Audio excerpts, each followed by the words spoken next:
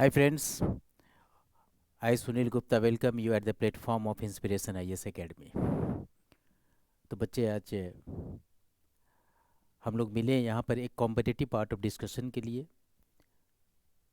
पिछली बार वीडियो हमने जो इशू किया था, लॉन्च किया था, that was related to competitive attitude. बड़े अच्छे रिस्पॉन्स मिले तुम्हारे और काफ़ी लोगों ने रिक्वेस्ट भी भेजा कि सर आप इंफॉर्मेशन इनरिचमेंट के बारे में कुछ शेयर करें। तो आज हम बेसिकली फोकस कर रहे हैं तुम्हारे इसी रिक्वेस्ट को मानते हुए लेक्चर अपॉन इंफॉर्मेशन इनरिचमेंट।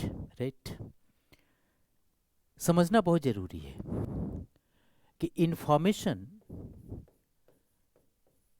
ये ज़रूरी होता है एग्जामिनेशन के लिए। अगर आपके पास में इंफॉर्मेशन नहीं है तो आप लड़ेंगे किससे? यही आपका टूल है। इसी टूल के सहारे पूरे एग्जामिनेशन को हैंडल करना है।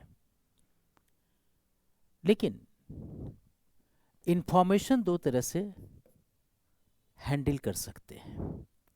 एक इनलार्जमेंट, राइट। तो इंफॉर्मेशन इनलार्जमेंट जो होता है वो भी एक टेक्निक है इंफॉर्मेशन को हैंडल करने का, जिसमें इंफॉर्मेशन इंफॉर्मेशन इंफॉर्मेशन हम सिर्फ कलेक्शन करते रहते हैं। बुक स्टॉल पे जाते हैं तो कुछ इंफॉर्मेशन, लाइब्रेरी में गए तो कुछ इंफॉर्मेशन, इंटरनेट पे गए तो कुछ इंफॉर्मेशन, पीआईबी साइट से कुछ इंफॉर्मेशन, विकिपीडिया से कुछ इंफॉर्मेशन। मतलब इंफॉर्मेशन को हम सिर्फ एनलार्ज करते करते करते एक लाइब्रेरी बना लेते हैं और कहते हैं कि मेरे पास इंफॉर्मेशन है। राइट, एक तरीका है what is called information enrichment. Right ना, इंफॉर्मेशन इनरिचमेंट। इंफॉर्मेशन इनरिचमेंट ये एक मेथोडोलॉजी है जिसमें हम करते क्या है, इंफॉर्मेशन को सिर्फ हम कलेक्ट ही नहीं करते बल्कि इंफॉर्मेशन कलेक्शन के पहले हम कुछ रिसर्च करते हैं।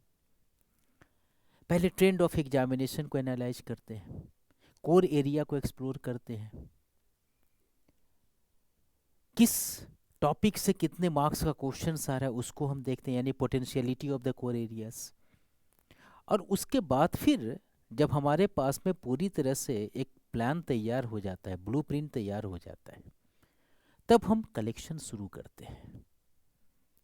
ये हो गया process of information enrichment. Spelling को दिमाग से हटा दो, दिस इज इनरिचमेंट। बच्चे अगर टेक्निक तुम्हारे पास में है, very difficult to qualify the examination, because manage करना बहुत मुश्किल है।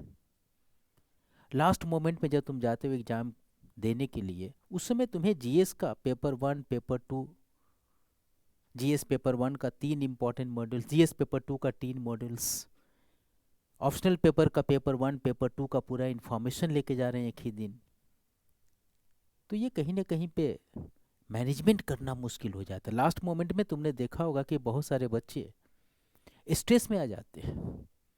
वो कहते हैं मैं तो जाते ही साइफर हो गया, भूल गया। एक्चुअली वो मैनेज नहीं कर पा रहा है, इंफॉर्मेशन मैनेजमेंट नहीं हो पा रहा है उससे। और उसके पीछे रीजन ये था कि उसने एनलार्ज कर लिया था इंफॉर्मेशन को।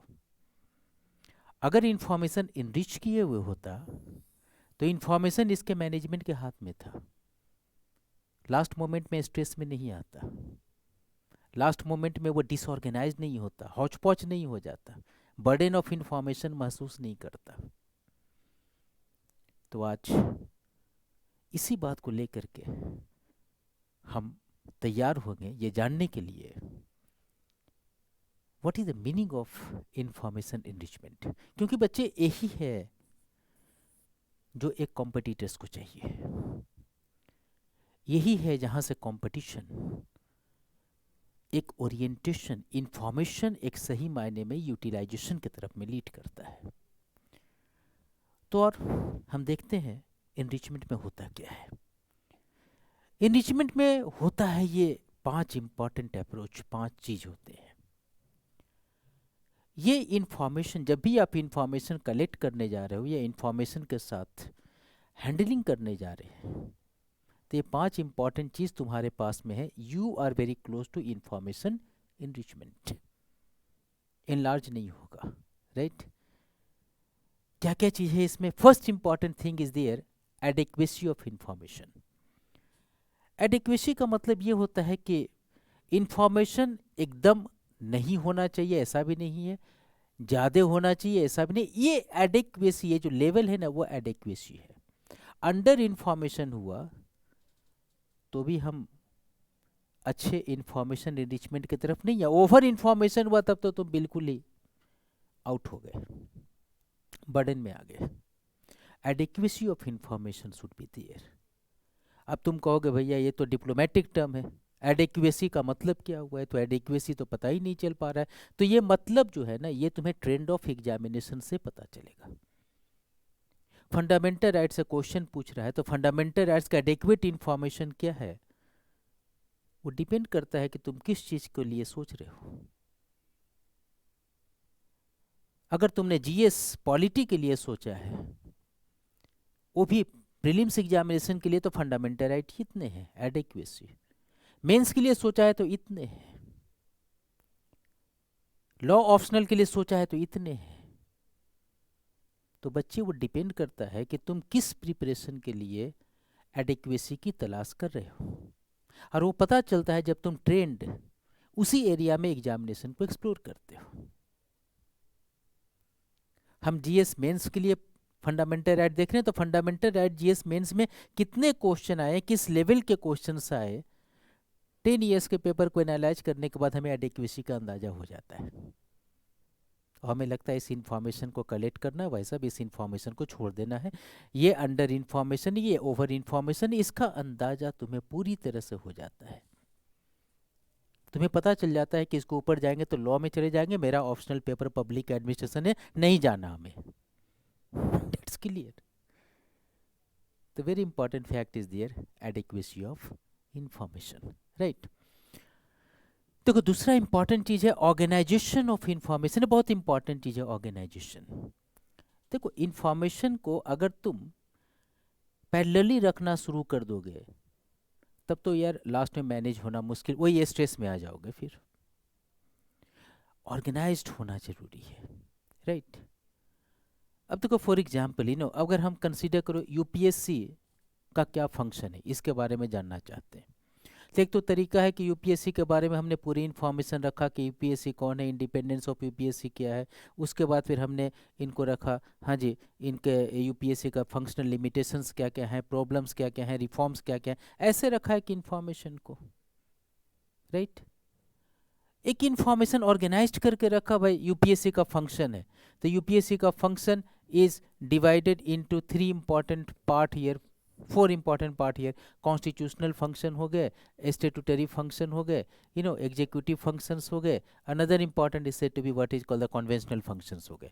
भाई कॉन्स्टिट्यूशनल फंक्शन को भी हमने रखा, एग्जामिनेशन लेना कॉन्स्टिट्यूशनल फंक्शन है, अनदर ज्वाइंट रिक्रूटमेंट फंक्शन है इसका, अनदर इनको एडवाइस देना है, प्रेसिडेंट को एडवाइस देंगे, ये 5 इंपॉर्टेंट एरिया में एडवाइस देंगे। तो इस तरह से अगर हम कोई ट्री मैप बना लेते हैं इंफॉर्मेशन का, जो कि पॉसिबल है तुमसे, तो ट्री मैप का सहारा ले लेते हैं, टेबुलेशन का सहारा ले लेते हैं, कभी कभी ग्राफिक्स का सहारा ले लेते हैं, कभी कभी क्रोनोलॉजिकल मैप का सहारा ले लेते हैं, तब तुम्हारा कहेंगे कि पूरा इंफॉर्मेशन ऑर्गेनाइज्ड है। आइसोलेशन में इंफॉर्मेशन रहेगा तो स्लिप करेगा, मैनेजमेंट डिफिकल्ट होगा। इंटीग्रेशन में इंफॉर्मेशन होगा तो लिंकिंग सिस्टम ज़्यादा बेहतर होगा, और बेहतरी ढंग से तुम इस इंफॉर्मेशन को ऑर्गेनाइज करके रख सकते हो। इनरिचमेंट का पार्ट है ये, इसमें एनलार्जमेंट नहीं है। That is the important fact. Third, relevance of information. अब देखो ये जरूरी है यार, 80% आदमी के अंदर ये प्रॉब्लम है, इंफॉर्मेशन कलेक्ट करते हैं, इरिलेवेंट इंफॉर्मेशन कलेक्ट करते हैं, उनको यही अंदाजा नहीं होता कि भाई रिलेवेंट इंफॉर्मेशन क्या है। वहां पर गए, पता चला कि हमने जो पढ़ा था उससे तो क्वेश्चन ही नहीं आया। क्लियर है, इंफॉर्मेशन रिलेवेंट नहीं था। अब कहोगे कि यार रिलेवेंस क्या होता है? रिलेवेंस क्या होता है इंफॉर्मेशन का? जो नेशन के डिमांड को सूट करे, या मेरे एग्जामिनेशन के डिमांड को सूट करे। मेरे एग्जामिनेशन को डिमांड को सूट करना चाहिए ना भाई साहब उसको। तो मेरे एग्जामिनेशन के डिमांड को सूट करेगा, this is called the relevance. मैं जिस एग्जामिनेशन को देने जा रहा हूँ उस एग्जामिनेशन में ये इंफॉर्मेशन रिलेवेंट है कि नहीं है। मैं फंडामेंटल राइट का इंफॉर्मेशन कलेक्ट कर रहा हूँ, तो मैंने केशवानंदा भारती केस का पूरा सिस्टम हमने कलेक्ट कर लिया, भाई कौन थे, जज कौन था, उसका वकील कौन था, उसने कितने आर्गूमेंट दिए और कितने सेक्शन और सब सेक्शन। भैया उतना करने का वो रिलेवेंस है ही नहीं यार। वो तो पूछेगा सिर्फ डॉक्ट्राइन और बेसिक स्ट्रक्चर, कौन सा केस से आया था, बस इतना ही उसको पूछना उसको प्रीलिम्स में। तो हमें जब इतना ही पूछना है तो मेरा रिलेवेंस ही है कि बस उतना ही इंफॉर्मेशन मेरा रिलेवेंस एरिया है। तो रिलेवेंस को हमेशा डिफिनीशन जो होता है ना वो मिशन से रिलेटेड होता है। तो मेरे एग्जामिनेशन का डिमांड इस इंफॉर्मेशन के साथ कितना रिलेवेंट है, दैट इज इंपॉर्टेंट। जो नेशन को सूट करे मुझे नहीं मतलब, जो मेरे एग्जामिनेशन को सूट करे वही है मेरा relevance of information. That's clear. चलो, very important standardisation of information, बहुत इंपॉर्टेंट चीज़ है, ये हमने पिछली बार भी डिस्कस किया था। देखो, हर एक इंफॉर्मेशन का एक स्टैंडर्ड फैक्ट्स होते हैं, स्टैंडर्ड्स एनालिटिकल ओपिनियन होते हैं, स्टैंडर्ड अप्रोच होते हैं उसका। ये हम और तुम डिसाइड नहीं करते। एक स्टैंडर्ड एजेंसी है, फॉर एग्जांपल एनसीईआरटी क्या है, एक ऑर्गेनाइजेशन है जो बताती है कि हिस्ट्री को कहाँ जाना चाहिए। Indian council of historical research क्या है, एक ऑर्गेनाइजेशन है जो हिस्ट्री को एक डायमेंशन देती है। Indian institute of public administration क्या है कि एक ऑर्गेनाइजेशन है जो एडमिनिस्ट्रेशन को एक ओरिएंटेशन देती है। स्टैंडर्डाइजेशन ये इंस्टीट्यूशन डिसाइड करते हैं बच्चे, हम और तुम डिसाइड नहीं करते। हम और तुम डिसाइड नहीं करते कि हाँ हमारे कहाँ जाना चाहिए, हमारे देश को, हमारे थीम को कहाँ जाना चाहिए, ये हम नहीं डिसाइड करते, स्टैंडर्ड है। तो स्टैंडर्डाइजेशन जो होता है ना वो पर्टिकुलर सोर्सेस में होते हैं। कभी सुना है तुमने कि आप एनसीईआरटी की बुक पढ़िए, क्योंकि एनसीईआरटी स्टैंडर्ड बुक है, जो ओपिनियन जो फैक्ट इन्होंने दिया है वो स्टैंडर्ड का है। पीआईबी को देखिए, क्यों, क्योंकि पीआईबी का इंफॉर्मेशन स्टैंडर्ड ओपिनियन है। अब हम देख रहे हैं पूछता है भारत, अब हम देख रहे हैं सुधीर चौधरी, हम देख रहे हैं एनडीटीवी, भैया उन लोग अपना अपना ओपिनियन, वो पर्सनल, वो स्टैंडर्ड नहीं है।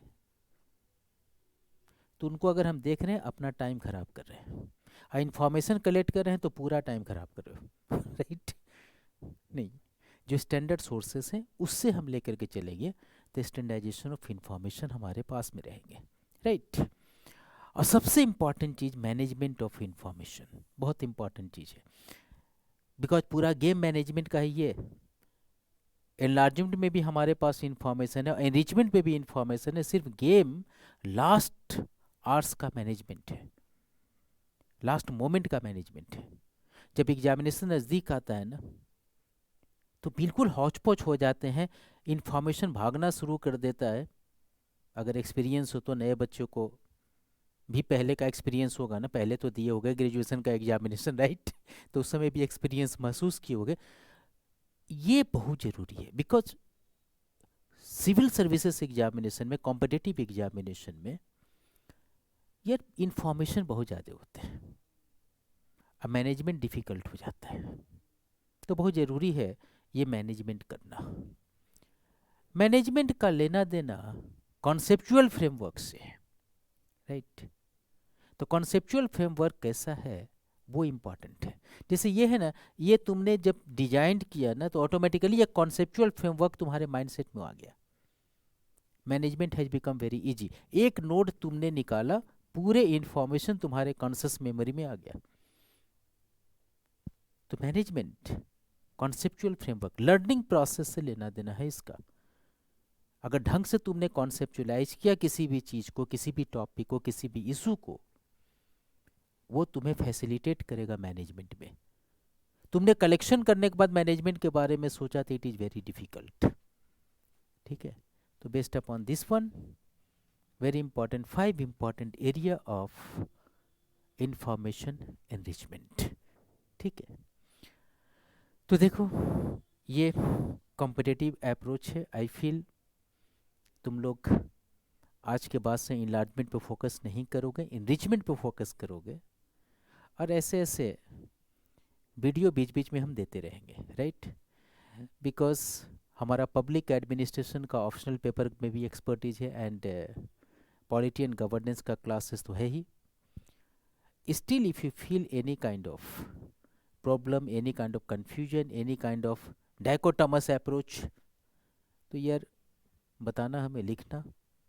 मोबाइल नंबर वगैरह सब यूट्यूब के चैनल पे अवेलेबल है, राइट? एंड इस तरह के सिस्टम को हम बीच बीच में देते रहेंगे।